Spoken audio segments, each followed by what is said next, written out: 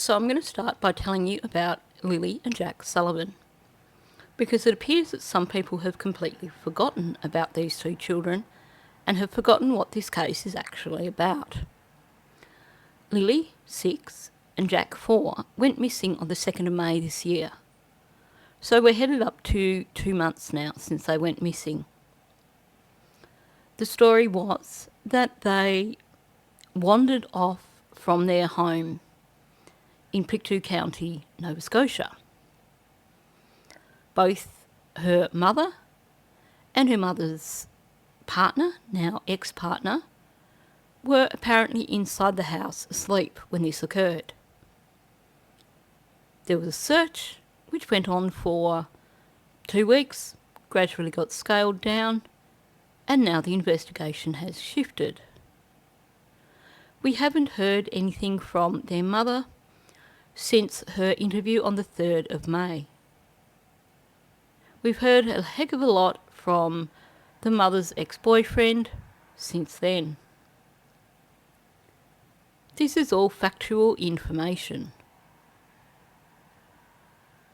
Now, I know most of you know this, but it seems like a lot of people now are starting to treat this case like a daytime soap.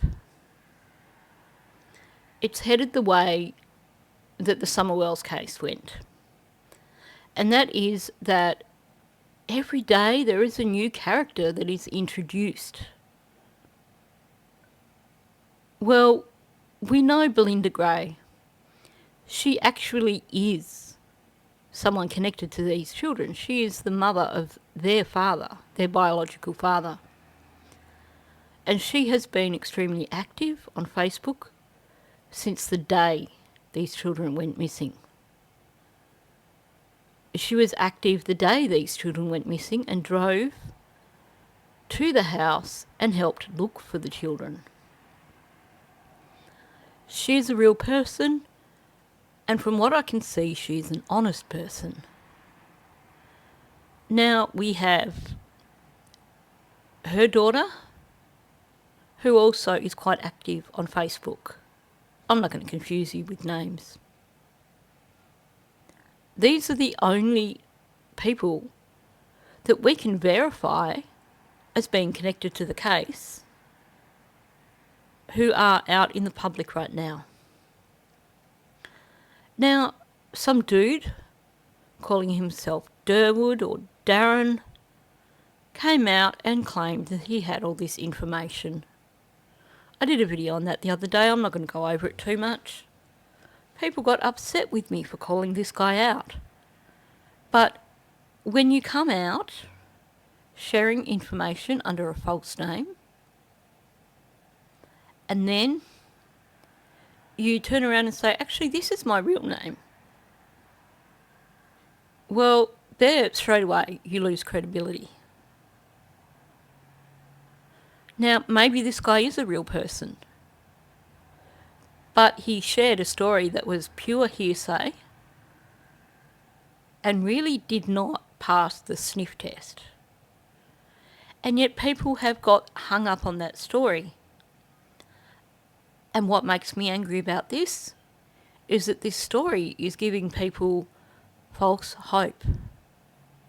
And it is false hope because it is pure hearsay. Now, I watched a bit of a channel last night that I wouldn't normally watch, and I doubt I will watch again. And a lot of their conversation was around people that I've never heard of. And it straight away took me back to the Summerwells case. When Summerwells first went missing, I was watching that case very closely. I thought it was pretty clear that it all went back to her parents. And suddenly all these additional characters get brought into it. And the channels that were covering it, which coincidentally, many of them are now covering this case, started talking more about these random characters who lived in the area than about Summerwells. And I got to the point where I went, okay, well, I can't find a channel that's actually talking about the actual case anymore. It's all about the days of the life style stories about, I don't know, I can't even think of the names right now, but about multiple random people who've been introduced into the case who apparently know something, and this is all hearsay, or who supposedly saw something, or all this crap. And it's starting here with Lily and Jack. And the disappointing thing is that people are flocking to these channels and watching their content because they're so starved for information on this case that they would rather listen to hearsay and gossip than actually try and look at things in a logical, critical manner. But the thing that bugs me the most, and this is the thing I'm going to talk about today, is the grifting and the exploiting of this case that is going on. The misinformation that is being put out there simply to make a profit. Or taking advantage of someone like Belinda Gray just because she is a kind-hearted person. And I'm going to start discussing that first. Now, if you saw the CBC interview that Belinda Gray did about a week or so ago, it's pretty clear that even though she hasn't been able to see these children for 18, 19 months, she cares very deeply about them. And basically, she comes across as the only honest person in connection with these children. But she is speaking out because she wants the case to be focusing on Lily and Jack and not on drama, not on misinformation. So she did this interview with CBC. She's been on Facebook continuously since the children went missing. And as it turns out, she admits she is the one who's been sharing text messages with a Canadian channel by the name of It's a Criming Shame. Now, the other night, Belinda Gray agreed to actually go and speak on that channel. And I will discuss this in another video because I thought it was quite good what she shared. She wasn't sharing hearsay.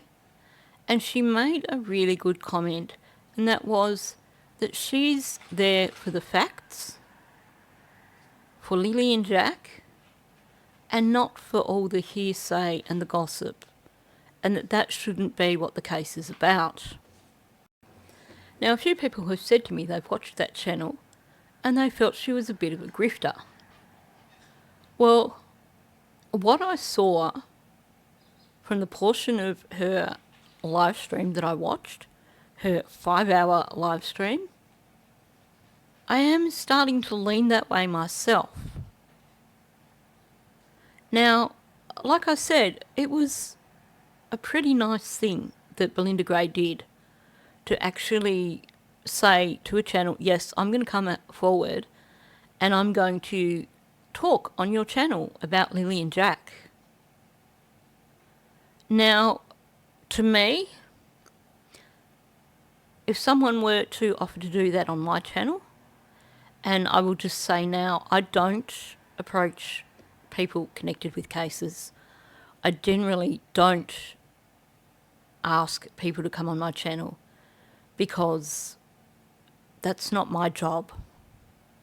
If someone approached me and said, look, I want to speak about this case, I wouldn't turn them away. But I don't believe in going after people who are connected with cases and harassing them in any way. I don't make contact with people connected with cases. It's just not the way I do it. But regardless of that, hypothetically, if someone had come to me and said, I want to talk about this case with you, well, I would set aside that entire video, live stream video, for them. But that's not what this woman on It's a Griming Shame did.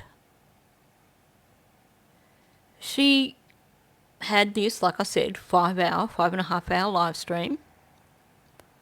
And it took her about 20 minutes, half an hour to get around to actually speaking with Belinda Gray in the first place. So obviously her time was more important than Belinda's time. And then she allowed Belinda to talk for about 10 minutes. And then cut her off and said, now I've got this other guest that is really important, and her time is so important that we need to listen to her now so she can go. So Belinda Gray had to sit there and listen while some woman from the UK, who is apparently a lawyer, went through information that she had found online about how CPS works in Canada. So it wasn't someone talking firsthand about how it all works. It was someone who was apparently a lawyer and apparently had just gone online, done a Google search, and was explaining to everyone her understanding of CPS in Canada. Now here's the thing, and this is something that got me quite angry, and I ended up clicking off. I went, okay, well, even if there is more from Belinda Gray, I'm not sure I can sit through more of this channel. Because for starters, this channel has a very pro-Daniel stance. They seem to have not noticed the inconsistencies, the lies. They've not noticed any of the little tells in his body language. They seem to think this guy is some kind of hero. Now, I've done assessments of all his interviews, and I truly believe that he's at the centre of the disappearance of these children. Now, this lawyer woman jumped in and went on for who knows how long. It got to the point where, after a comment from Belinda on it, I went, yeah, I can't listen to this channel anymore, because I was utterly disgusted. So, with Belinda Gray as a captive audience, because the channel creator has decided that this random lawyer person is far more important than Belinda Gray, her time is more important than Belinda Gray's time, so Belinda Gray has to sit there while this woman has her say before Belinda can finish saying what she had to say. And this woman starts out with the Durwood story, even though Belinda Gray has already said that while it is appealing because she likes the idea of the children being still alive, to her it just doesn't stack up. It doesn't add up, it doesn't make sense, it's not real. And yet this lawyer woman was carrying on first as if the Durwood story was real. She just completely disregarded what Belinda Gray said. And she keeps talking about all these hearsay things to do with Malaya. Malaya's done this. Malaya's got limited access to the children. All these things, nothing that's been verified. All of it is pure speculation and rumour. And she's putting it out there like it's fact. And she's telling people these are the penalties that Malaya is going to face from CPS. This is how long that she's going to be in jail for because of this.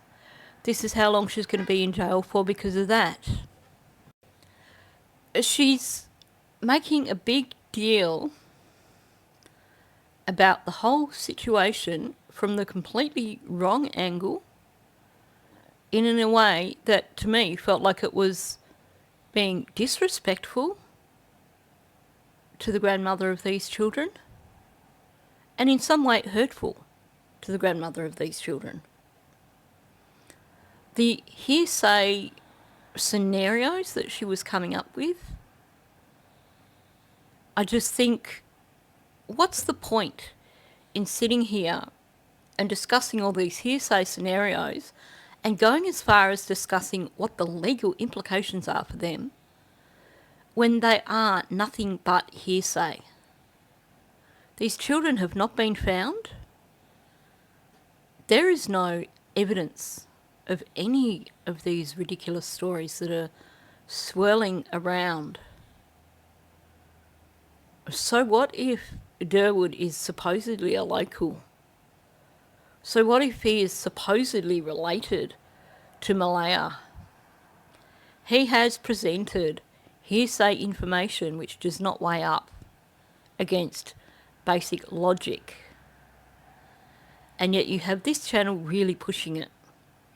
And while they're pushing this whole scenario, the grandmother of the children is stuck there waiting her turn to speak. Like I said, I clicked off after that because I was somewhat disgusted by the treatment of this woman. If you are going to have a guest on your channel who has verified connections to your case, then don't make them sit around for 5.5 hours while you give them a little bit of time to talk here and there in between your more important guests who actually have nothing to do with the case. It is so disrespectful, it is so rude. To me, it felt like someone trying to milk it for all she could get.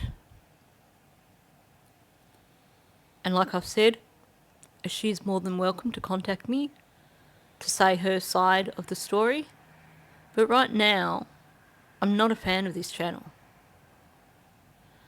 Now, let's talk about some of the other horrible things that are going on here. Now, obviously, you've got your Dolly Vision, your Joseph Morris, all those channels that are keen to put out any sort of misinformation if it's going to get them views. The clickbait titles that drag people in that are based on lies. But I had a few people contact me because they were extremely upset over a video that they had come across. Now, I'm going to show you the channel name and the actual thumbnail first. Now, I'm actually going to provide the link for this video in the description of my video here, because this is one of those instances where as many people as possible need to report this trash. This channel needs to be taken off YouTube. So as you can see from the thumbnail, clickbait, claiming that the RCMP found a body. And note they've said, new update, they found it 15 minutes ago. Meaning people are going to click on it because they're going to think, well, here's someone with information ahead of everybody else. Let's click on it and see what they've got to say. And the number of views on this particular video is astonishing. And it makes me quite angry. So they've got RCMP new update 15 minutes ago. Police found body, Lily and Jack Sullivan true crime case documentary. Their channel is called End Child Abuse ECA Network. They have 10 videos. Supposedly they've got 1.51 subscribers. I can tell you now they have bought subscribers because those 10 videos have all, aside from this latest one, have less than 100 views each. Or at least they did when I checked a few hours ago, and now when I've just done a screen recording to show you how you can report these channels, I discovered that some of the videos now have a few thousand views. So this channel needs to be taken down pretty damn quickly because it is spreading misinformation, it is spreading hurtful information. I saw plenty of comments on this video from people who follow the Lily and Jack case who were really confused, really upset. They thought this was a real video. And I feel sorry for those people who were caught out by this. So I'm just going to play you a short excerpt from this video so you can get some gist of what was going on here. It's a 45-minute video, so I don't know what else is on it, and I have no intention of watching it in full because the individual behind this video truly is the scum of the earth. So I will warn you beforehand, it is a little bit triggering. It made me extremely angry just watching this short clip. RCMP say a 6-year-old who disappeared from his home has been found dead. An RCMP update after midnight. Police say the death is not considered suspicious and they will not release the cause of death. Please subscribe and like this video if you believe these children deserve justice. Tell us in the comments what city you're from and when this case first caught your attention. So as you can see, they've cobbled together news clips for starters to try and convince people that it is a legitimate news report. They've even used a screen grab of a real news reporter talking about the case. But as you can see, it's not him really talking, it's just, if you look, you can see that the audio doesn't match the video at all. But they're trying to make it look like this guy is presenting the facts. I'm guessing it's someone who is not an English speaker or someone who's got no idea about the case whatsoever and has just seen that this case is trending and decided to do their own version of it because they refer to the 6-year-old as a male. So the video continues in a similar vein and is basically pushing the notion that one of the children has been found, the 6-year-old boy, even though there is no 6-year-old boy. But it seems that people still listened and got distressed by it. And to be honest, I'm not surprised. I find it quite distressing that someone is putting out this sort of false information. So I've done a screen recording to show those of you who've never reported a channel before what you can do. So there's a flag under the video that says report, and you can click on that, and I usually hit spam or misleading, and that's all you have to do, first of all. You can also click on misinformation, which I also did, and report it. And supposedly it will be looked at for community guidelines breaches. Now you can also click on the icon and go to the channel. And then once you find the channel, there's 3 dots in the right hand corner. If you click on those 3 dots, and I scrolled down a bit to have a look at the videos, you can see some of those videos are getting views now, which is really annoying. But if you click on the 3 dots, you get a flag that says report user, and you get the same sort of options. Again, I went with spam and misleading, clicked on videos, and basically typed in that the video was crap, that it was spam. I mean, I think the main thing is to communicate the fact that it is putting out misinformation about an existing case, and that the misinformation is in fact somewhat upsetting for people. And adding in trigger words like clickbait, misinformation, words like that will hopefully get YouTube to pay attention. You may wish to copy that text so you can report it in a different section. I always try to do as many reports as I can. So I went back in and I had a look. All I could come up with really was violent or repulsive content, because to me it is repulsive in terms of them talking about these children, putting out misinformation and basically claiming that one of the children has been found deceased. So it may not necessarily be the best option, but at least that way I've put in 2 reports on this channel. You may wish to report the channel as an entire and mention that they have all these clickbait cases that aren't actual cases.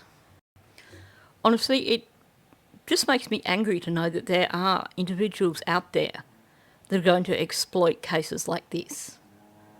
And I think it's up to those of us who truly care about this case to make sure that we report these clickbait videos when we see them. These videos that are putting out misinformation, so that just maybe this case doesn't degenerate to a case where the only people that are covering it are the people who are putting out these ridiculous days of our lives stories that have absolutely nothing to do with Jack and Lily.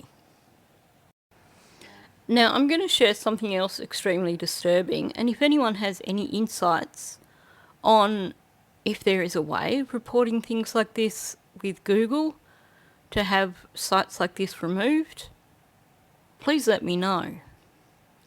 This is a site that calls itself Info Petite Nation, and it is basically an AI created,